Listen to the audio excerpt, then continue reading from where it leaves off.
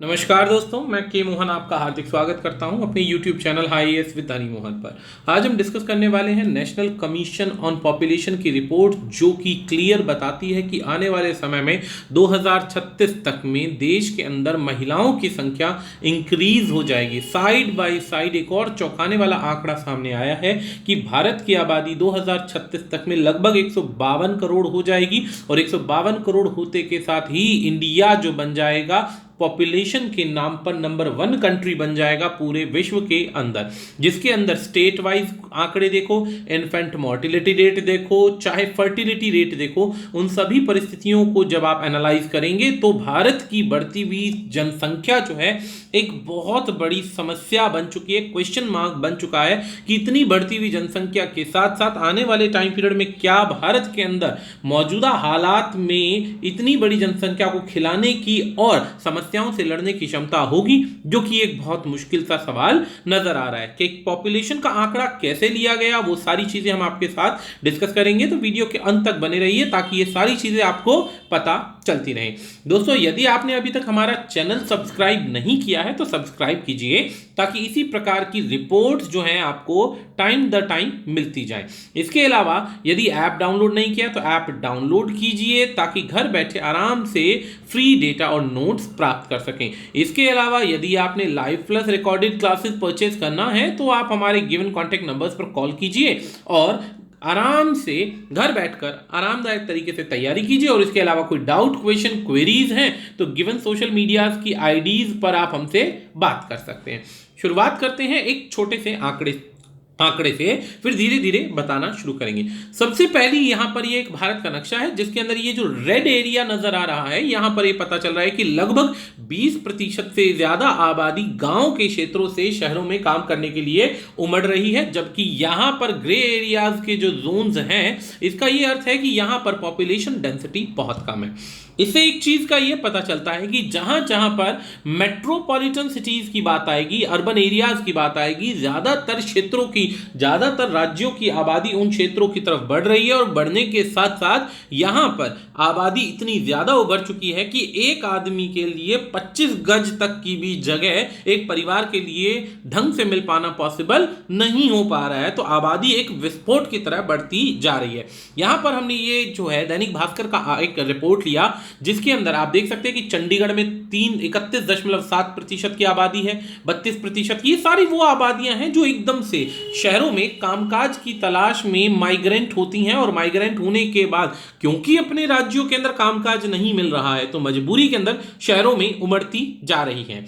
अब अगर हम एक वर्ल्ड का सिनेरियो ले तो वर्ल्ड के सबसे बड़े अर्बन एरियाज की पॉपुलेशन की बात करते हैं तो भारत में मुंबई का नंबर आता है 6ठे नंबर पर, कोलकाता का नंबर आता है 7वें नंबर पर, जहां पर आबादी का रेशियो आप देखेंगे तो चेंज जो है चौंकाने वाला है कि लगभग 90%, लगभग 40% कोलकाता के अंदर ये पॉपुलेशन का चेंज नजर आ रहा है। अगर स्टेट वाइज देखें तो यूपी जो है इंडिया का सबसे बड़ा राज्य बनता है। अगर इसी की पॉपुलेशन को किसी देश की, वर्ल्ड में किसी देश की पॉपुलेशन से कंपेयर करें तो कई सारे देश ऐसे होंगे जिनसे खाली यूपी राज्य की पॉपुलेशन जरूरत से ज्यादा है। जरूरत से पॉपुलेशन ज्यादा होने का मतलब एक सोचने और विचारने लायक बात बन जाती है। इसी चीज को देखते हुए अभी एक आंकड़ा निकाला। आंकड़ा क्या मतलब, एक रिपोर्ट जनरेट करवाई मिनिस्ट्री ऑफ हेल्थ और फैमिली वेलफेयर ने। इस रिपोर्ट का नाम रखा गया नेशनल कमीशन ऑन पॉपुलेशन। हर साल ये जनरेट होती है। इस बार ये जो 2020 के अंदर जनरेट की गई है, ये सारे के सारे प्रोजेक्शंस को इकट्ठा करने के बाद में भारत के अलग अलग राज्य, अलग अलग क्षेत्रों के आंकड़ों को इकट्ठा करने के बाद में यहां पर एक रिपोर्ट जनरेट हुई। रिपोर्ट जनरेट हुई क्या कि आने वाले टाइम पीरियड में भारत जो है 151 करोड़ प्लस की आबादी ले जाएगा। इस रिपोर्ट के अंदर एक और चौंकाने वाली जो बात थी वो क्या थी कि भारत में सदैव महिलाओं की परिस्थितियां डेली टाइम कम होती जा रही थी, लेकिन जिस हिसाब से ये रिपोर्ट बता रही है 2036 तक में प्रति 1000 में महिलाओं की संख्या में इजाफा देखने को मिलेगा, यानी महिलाओं की संख्या बढ़ती हुई नजर आएगी। अब अगर बात करते हैं पॉपुलेशन रेशो की, तो किसी समय के अंदर यहां पर 2011 के अंदर 943 महिलाएं मिलती थी प्रति 1000 पुरुषों पर। इस तरीके से समझ सकते हैं कि एक महिला 4 पुरुषों के समान प्राप्त मिलती थी, मतलब इतना एक रेशियो बनता था। लेकिन 2036 के अंदर यह संख्या 957 हो जाएगी। अब ये 957 की जो जनसंख्या है ये पूरे देश में बढ़ेगी ऐसा नहीं है। पूरे देश में बढ़ने की जगह उन मेट्रोपॉलिटन या उन सिटीज में बढ़ेगी जहां पर एजुकेशन का दर बहुत अच्छा है, जैसे केरला, कर्नाटका, महाराष्ट्र, गुजरात और ऐसे ही कुछ स्टेट्स के शहरों में बढ़ती हुई नजर आएगी। इसी बीच में सबसे लोएस्ट रेशियो जो रहेगा, सेक्स रेशियो 899 का, दिल्ली और उनके आसपास के एरिया जैसे हरियाणा, पंजाब, इन सेक्शंस के अंदर रहेगा, जहां आज भी एजुकेशन का सेक्शन थोड़ा सा कमजोर मिलता है। अगला पॉइंट हमारे पास आता है infant mortality rate. Infant mortality rate का अर्थ होता है शिशु मृत्यु दर। किसी जमाने में हेल्थ फैसिलिटीज का अच्छा ना होना, बढ़ते हुए शिशु मृत्यु दर को देखना एक कंसर्न बन चुका था कि बच्चों की मृत्यु बहुत ज्यादा होती जा रही थी। अब पॉपुलेशन क्यों बढ़ रही है? पॉपुलेशन इसलिए बढ़ रही है क्योंकि हेल्थ स्टैंडर्ड अच्छे हो गए, एजुकेशन अच्छा हो गया। हम चॉइस का, अपनी मर्जी का बेक वो नहीं चाहते कि हाँ भाई सिर्फ लड़का ही चाहिए, फीमेल फोर्टिफाइड कर दो। तो इन सभी चीजों में काफी ज्यादा कमी आने लग गई है। अब कमी आने लग गई है तो यहां पर 2010 में जहां पर 46 का रेशो आ रहा था, 2031 से 35 में यही रेशो आपको 30 का मिलेगा। यानी रेशो जो है इन्फेंट मोर्टिलिटी का कम हुआ है, बच्चों की मृत्यु जो हुई है कम होने लग गई।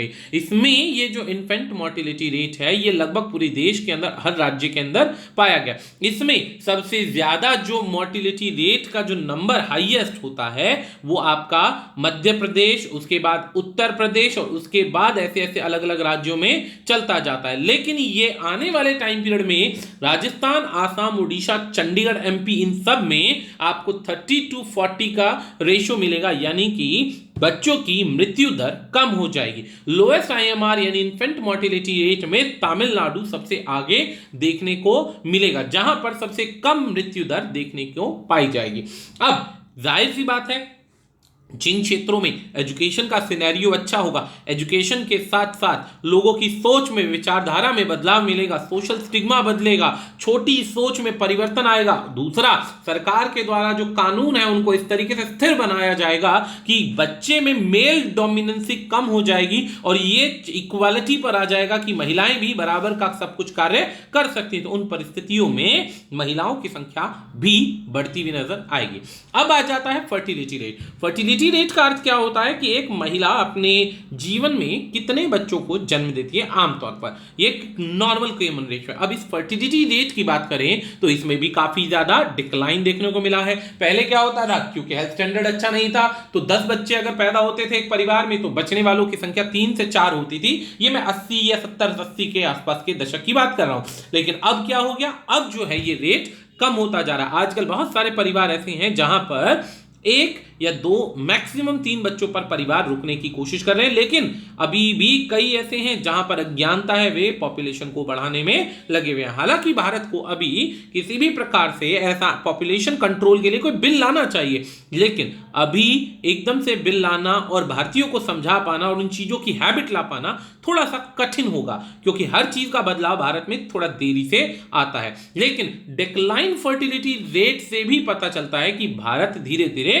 इंप्रूव हो रहा है। बिहार और यूपी जो है किसी समय में सबसे ज्यादा फर्टिलिटी रेट में आगे थे, क्योंकि यहीं पे एक सेक्शन ऐसा है जिसको पॉपुलेशन के नाम पर कोई ज्ञान नहीं है।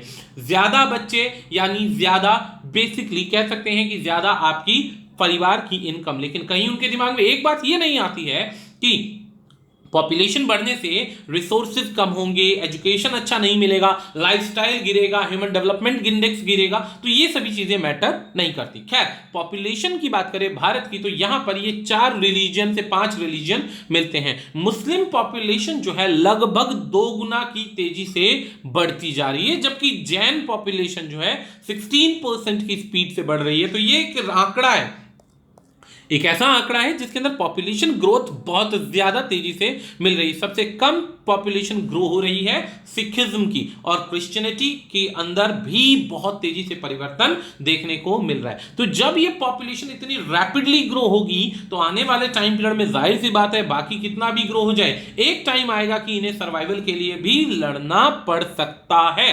अब इसके लिए पॉपुलेशन इंक्रीज का जो सेक्शन है, पिछले 25 सालों में 1% पॉपुलेशन हर साल बढ़ती हुई नजर आ रही है। इस हिसाब से 2036 तक में आप ये देख लीजिए कि 1% के हिसाब से 151 करोड़ पहुंच जाएगी 2036 में। अब इस पॉपुलेशन के अंदर स्क्वायर किलोमीटर पर पर्सन का जाहिर सी बात है वो भी इंक्रीज होगा, यानी 1 स्क्वायर किलोमीटर में रहने वालों की संख्या ज्यादा होगी, कंपैरिजन के अंदर कम होनी चाहिए। खुला डुल्ला अच्छी लाइफ जीने की जगह नॉर्मली वो भीड़ भाड़ के जीवन में बढ़ते जाएंगे, और एक टाइम ऐसा आएगा कि मेट्रोपॉलिटन्स के अंदर लोग मॉर्निंग में काम करने आएंगे और इवनिंग में उन्हीं ट्रेन में भरकर अपने अपने राज्यों में, गांव में वापस चले जाएंगे। अब आंकड़ा आता है दैनिक भास्कर का। दैनिक भास्कर के आंकड़े के अनुसार यूथ पॉपुलेशन भारत के अंदर 15 से 30 साल की उम्र के सबसे ज्यादा युवा है, लगभग 27% की आबादी है। चीन के अंदर 35% की आबादी है, जबकि यूएन के अंदर 18% की आबादी है 15 से 25 की। इस हिसाब से भारत के अंदर यूथ पॉपुलेशन जो है लगभग सबसे अच्छे सेक्शन में पाया जा रहा है, सबसे अच्छे सेक्शन में पाया जा रहा है, यानी कि भारत में कुल आबादी का लगभग 27 से 28% हिस्सा युवकों का है, जो कारगर मजदूर हैं या काम कर सकते हैं, टैलेंट हो सकता है या देश को आगे बढ़ा सकते हैं। बाकी जिन देशों ने पॉपुलेशन कंट्रोल पर पूरा ध्यान दिया, जैसे अमेरिका मात्र 4.4%, यहां पर इंडोनेशिया 4.6%, चीन में 17%, और भारत का सबसे ज्यादा आंकड़ा मिलता है जहां पर सबसे ज्यादा आपके पास युवक हैं जो काम कर सकते हैं, यंग माइंड है जो देश को डेवलप करा सकते हैं, अलग अलग तरीके से आगे बढ़ा सकते हैं। अब डिक्लाइन इन पॉपुलेशन ग्रोथ, बहुत रेयर ही ऐसा मिलता है कि आपके देश के अंदर 8.4% की डिक्लाइन रेशियो देखने को मिल रही है, लेकिन फिर भी 2031 में भारत चाइना को ओवरटेक कर देगा, ये बात ध्यान दीजिएगा। और जिस हिसाब से अर्बनाइजेशन ग्रो होता जा रहा है, जिसमें अर्बन एरियाज में चेंजिंग कुछ नहीं आ रहा है, लेकिन रोजगार के लिए स्टेट्स के अलग अलग राज्यों से या अलग अलग राज्यों से शहरों की तरफ बढ़ती हुई आबादी और शहरों का जीवन और ज्यादा डिफिकल्ट हो पाना, यह भी एक रीजन बनता है कि अर्बन पॉपुलेशन तेजी से बढ़ रही है, जिसके अंदर आपके पास केरला, महाराष्ट्र, तेलंगाना, गुजरात की आबादी है। अब इन परिस्थितियों में हमारे पास सिनेरियो चेंज होता है, क्या कि लाइफ एक्सपेक्टेंसी का, कि कितना आदमी बुजुर्ग कितने साल की उम्र तक पहुंच सकता है।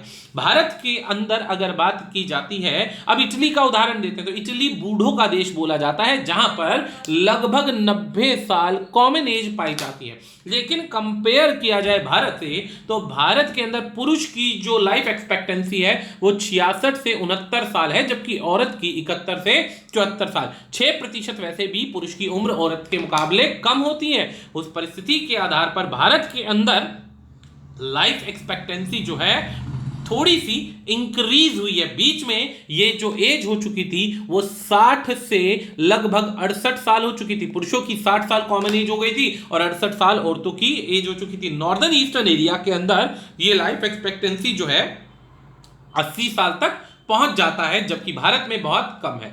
इन चीजों को देखते हुए जितनी पॉपुलेशन बढ़ेगी, आपके देश में जाहिर सी बात है पॉवर्टी पर डायरेक्ट उसका असर पड़ेगा। इसके बाद में एम्प्लॉयमेंट का जो ग्राफ है, जाहिर सी बात है वो भी आपका चेंज होगा देश का। एम्प्लॉयमेंट ग्राफ के अलावा और भी बहुत सारी चीजें हैं जो प्रॉब्लमेटिक रहेंगी, जिसके अंदर आने वाले टाइम पीरियड के अंदर सर्वाइवल के लिए नॉर्मल इंसान को अब से 3 गुना ज्यादा मेहनत करनी पड़ेगी, तब जाकर वो अपनी आजीविका कमा पाएगा, अन्यथा वो कहीं ना कहीं परिस्थितियों में घिरा रहेगा। कॉमन सी बात, पॉल्यूशन बढ़ेगा, जितने लोग पैदा होंगे व्हीकल्स का यूज करेंगे, पॉल्यूशन को इंक्रीज कराएंगे, अलग अलग तरीके से दिक्कतें होंगी। एक महामारी आ जाती है तो उसके फैलने के आसार बहुत ज्यादा होंगे। तो इस तरीके से वो एक नहीं कई डायमेंशंस पर अलग अलग तरीके से जनता को हिट करेंगे।